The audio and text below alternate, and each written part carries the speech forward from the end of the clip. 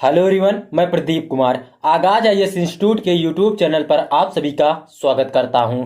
तो आइए आज के इस वीडियो में हम लोग बात करने वाले हैं भारतीय विरासत और संस्कृति। भारतीय विरासत और संस्कृति से रिलेटेड यूपीएससी के प्रीलिम्स और मेंस के लिए आज के जितने भी मोस्ट इंपॉर्टेंट टॉपिक है हम आप लोगों के लिए लेकर आए हैं।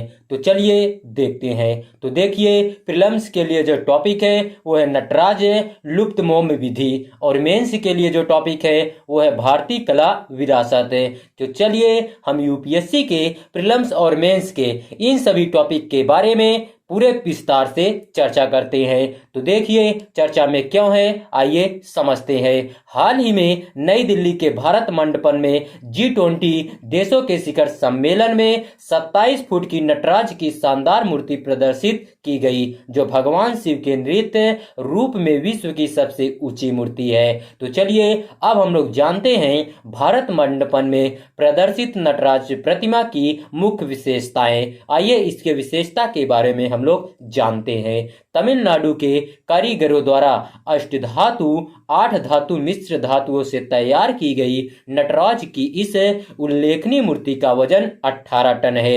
इस मूर्ति को तमिलनाडु के प्रसिद्ध मूर्तिकार स्वामी मलाई के राधा कृष्णन स्टॉपपति ने बनाया है। इस नटराज प्रतिमा के डिजाइन निर्माण में 3 प्रतिष्ठित नटराज मूर्तियों से प्रेरणा ली गई है। चिदम्बरम में थिल्लई नटराज मंदिर, कोनेरी राजपुरम में उमा महेश्वर मंदिर और तंजावुर में यूनेस्को विश्व धरोहर स्थल और विहदेश्वर बड़ा मंदिर यह भगवान शिव के नृत्य के रूप में इतिहास के और धार्मिक प्रतिपादक में गहरी अंतर्दृष्टि प्रदान करता है।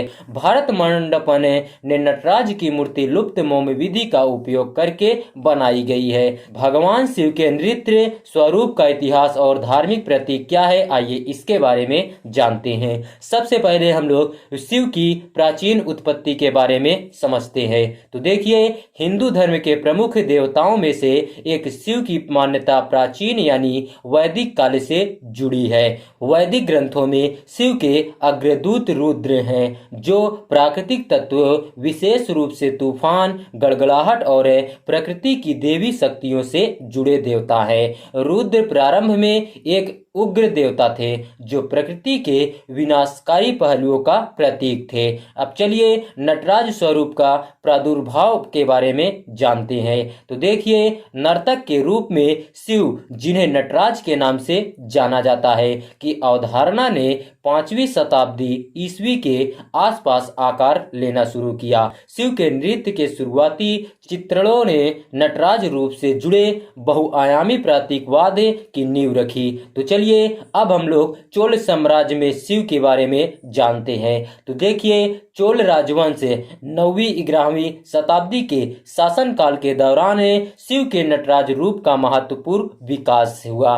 कला और संस्कृति के संरक्षण के लिए प्रसिद्ध चोलों ने नटराज के सांस्कृतिक महत्व को आयाम देने में महत्वपूर्ण भूमिका निभाई। चोल कट्टर शैव थे जो भगवान शिव की पूजा पर बल देते थे। उन्होंने अपने पूरे क्षेत्र में भव्य शिव मंदिरों का निर्माण कराया, जिसमें तांजावुर का बृहदेश्वर मंदिर एक प्रमुख उदाहरण है। उनकी मूर्तियों में शैव आकृतियों पर विशेष ध्यान दिया गया है। तो चलिए अब हम लोग नटराज प्रतिमा का विकास के बारे में जानते हैं। तो देखिए, चोलों के शासनकाल में नटराज का प्रतीकवाद और अधिक जटिल हो गया। भगवान शिव पुराणों में एक असाधारण देवता है जो विनाशकारी और तपस्वी दोनों गुणों के प्रतीक है। नृत्य भगवान नटराज को उनके 108 विविध नृत्यों के लिए पूजा जाता है। नृत्य करते हुए शिव जीवन के द्वंद्व को मूर्त रूप देते हुए सृजन और विनाश दोनों से जुड़े हुए हैं। इस नृत्य को एक लौकिक नृत्य माना जाता है, जिसमें शिव लौकिक नर्तक के रूप में और संसार एक मंच के रूप में था। तो चलिए अब हम लोग नटराज के प्रतिष्ठित तत्व के बारे में जानते हैं। तो देखिए, प्रतिष्ठित अभ्यावेदन में नटराज को एक ज्वलंत आरियोल या प्रभा मंडल के भीतर चित्रित किया गया है, जो संसार के चक्र का प्रतीक है। उनकी लंबी बिखरी हुई जटा घटाए उनके नृत्य की ऊर्जा और गतिशीलता को दर्शाती है। नटराज को आमतौर पर 4 भुजाओं के साथ दिखाया जाता है।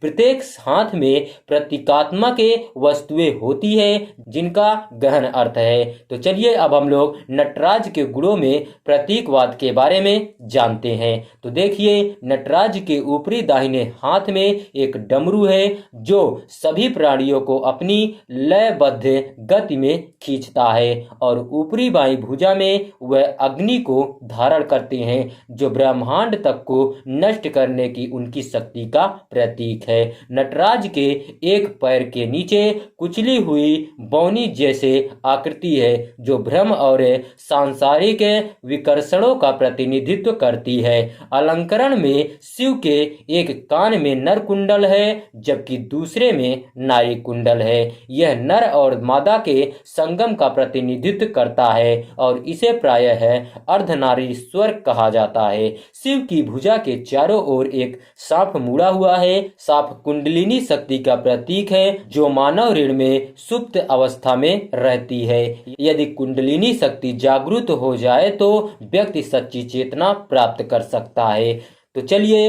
अब हम लोग नटराज रक्षक और अश्वत्थकर्ता के रूप में आइए इसके बारे में जानते हैं। तो देखिए, नटराज से जुड़े दुर्जेय प्रतीकवाद के बावजूद वह एक रक्षक के रूप में भी है।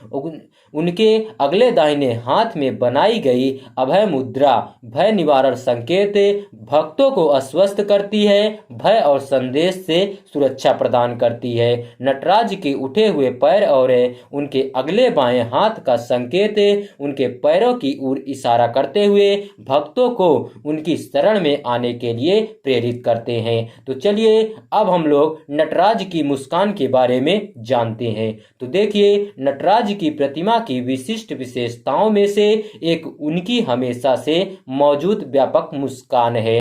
फ्रांसीसी इतिहासकार रेनी ग्राउसेट ने नटराज की मुस्कान को मृत्यु और जीवन, खुशी तथा दर्द दोनों का प्रतिनिधित्व करने वाले के रूप में खूबसूरती से वर्णित किया है। तो चलिए अब हम लोग लुप्त मोम विधि के बारे में जानते हैं। तो देखिए, नई दिल्ली के भारत मंडपम में रखी गई नटराज की मूर्ति जिन मूर्तिकारों ने बनाई उनका वंश चोलों से 34 पीढ़ी आगे का है। इस्तेमाल की जाने वाली क्राफ्टिंग प्रक्रिया पारंपरिक लुप्त मोम कास्टिंग विधि है जो चोल युग की है।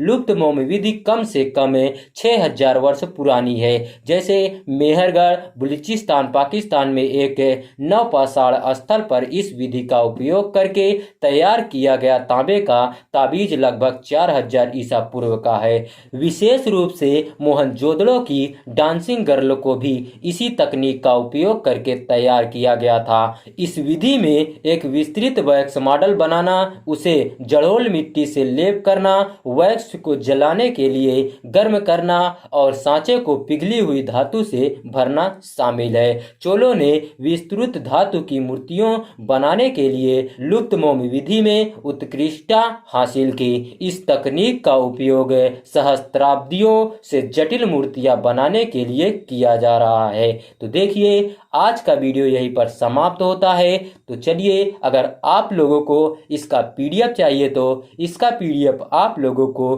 टेलीग्राम चैनल पर मिल जाएगा। टेलीग्राम चैनल का नाम है आगाज आईएएस इंस्टीट्यूट और टेलीग्राम चैनल का लिंक हम इस वीडियो के डिस्क्रिप्शन में भी दे देंगे। आप यहां से भी जाकर टेलीग्राम चैनल को ज्वाइन कर सकते हैं और पीडीएफ डाउनलोड कर सकते हैं। तो चलिए अब हम लोग मिलते हैं नेक्स्ट वीडियो में। तो धन्यवाद।